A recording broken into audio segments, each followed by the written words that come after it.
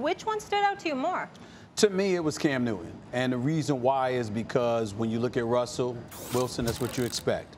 We didn't know what to expect from Cam Newton. I mean, the fact of the matter is 397 yards passing, basically being responsible for 95% of the Patriots' offense, running for an additional 47 yards, if I remember correctly, throwing under pressure, going after Jamal Adams, at least 4 or 5 times for about 128 yards or so. I mean, Cam Newton showed up, and he was throwing the ball with accuracy. He was throwing the ball under pressure. He wasn't shying away from guys on the defensive side of the ball that you normally want to shy away from, like Jamal Adams. He was running the football effectively. He was throwing it effectively. I even talked about how he looked Tom Brady-esque out there at times. I mean, that's how accurate he was throwing the football. I do not like the last play at all.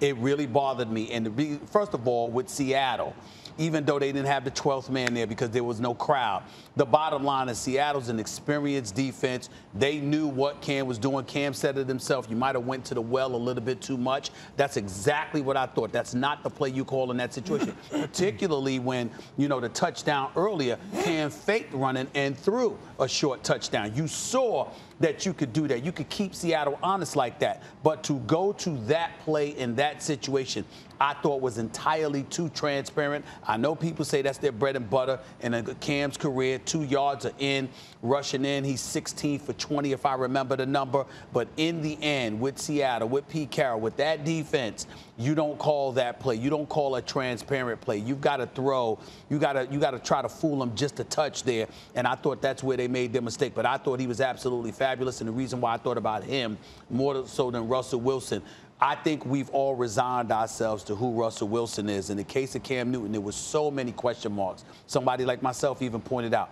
he completed 67% of his passes a couple of years ago with North Turner. But outside of that, only 2 times in his 9-year career did he complete over 60% of his passes. So throwing with accuracy has been an issue. That has not been an issue in his couple of games with the New England Patriots. Certainly was not an issue last night. And that's what stood out with me. Cam Newton plays like this. Obviously, the Patriots are going to win the AFC East. And we're not going to be just talking about Kansas City and Baltimore in the AFC. First of all, that's the best football game I've seen in a long time. That was like a playoff game. That's what it felt like. The execution of 2 really, really good teams, 2 great coaches, 2 great quarterbacks. I'm not surprised by Cam at all. Look at what he looked like under North Turner as his OC last time he was healthy. That might have been the best he ever was. And don't forget, the year he won the MVP, he was voted by his peers, as I always say, best player in the game. Tom Brady, Aaron Rodgers, everyone was in their primes.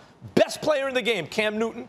And then under North Turner was a better passer than he'd ever been. Now he's got Bill Belichick. What did I think was going to happen? I expected this. This was my upset special. I agree with Stephen A. I thought the last play was a bit predictable. I was expecting a little Belichickian wrinkle in that play, and I was expecting them to win. It didn't happen. But you know why it didn't happen? Not just the Seattle defense. Russell Wilson. What you say, Stephen A., is we all have resigned ourselves that this is what Russell Wilson is. Nope. He has been consistently underrated. Belichick's right about him, too. He started out a different kind of quarterback, but like Tom Brady, playing for a great coach behind a great defense and being a game manager who was big on 3rd down, right? Really, Russell Wilson's not carrying the team. He's doing what he has to do, but he's lucky to be in this situation and all this. That was Tom Brady early in his career. Game manager, winner, big on 3rd down, defense and running game can carry him. Then a funny thing happened. As Brady entered his 30s and beyond, he became the real GOAT. Like he was putting up Peyton Manning numbers, right? And performing under pressure in the playoffs as he'd always done. That's Russell Wilson now. Russell Wilson went from a guy who was a good quarterback, game manager, ascending, like maybe where Dak Prescott is now, right? To an all-time great. He's 32. That's like a physical prime for a quarterback nowadays. He is unbelievable. His command of the game is so thorough. The way he floats that ball over the defense, the way he's constantly thinking, using his legs to get out of pressure, keeping his eyes downfield, breaking off runs when he has to, getting the ball to his receiver's key with that kind of touch he has. It doesn't come out of his hand as pretty as some of the other guys, but he gets it done. 9 touchdowns, 1 interception so far. He's the MVP of the league right now. As usual, year in and year out, whoever you want to call MVP, you can make a hell of a case for Russell Wilson. He's at it again, an all-time great in his prime. I expect that from Russell Wilson, though. And in much to what Stephen A. has talked about, when you look at Cam Newton and when he first went to New England, there was so much chatter around what you were going to get at the quarterback spot. Can he fit into their system? Are they going to run him too much? They didn't yesterday. Like you said, close to 400, 397 yards in the air. Julian Edelman had one of his best games, in my opinion, games, not statistics, games of his career. Period, yep. Just how he was able to deliver the football to those guys in sync. Then you talk about the things that he brings, the intangibles that he brings to the table, they're following his lead. You know, and so when you look at it, you say, well, Cam Newton was a former MVP in 2015. There's no question about it. Norv Turner was his offensive coordinator. Throughout his career, there's only been two guys that have been superior coordinator. One was Norv Turner, the other is Josh McDaniels. Right. That's it. Other than that, he had trash the other way around.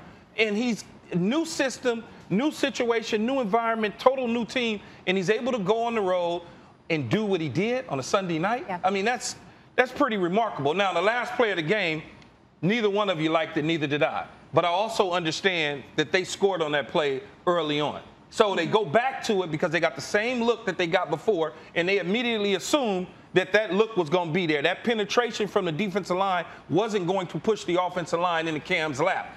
If they push forward and not backwards, he walks in.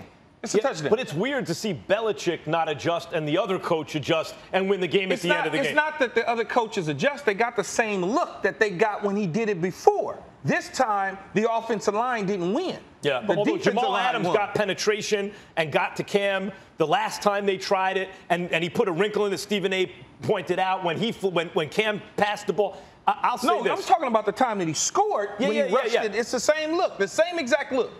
I'll say this about Cam Newton. No one forget this. He signed for a couple $1 million in the offseason. Yeah, that's for now. He was available to anyone who wanted him. Yeah. All offseason, former MVP. The only question about Cam was health. If he's healthy, how did he wind up on the Patriots for peanuts? Thanks for watching ESPN on YouTube. For live streaming sports and premium content, subscribe to ESPN+.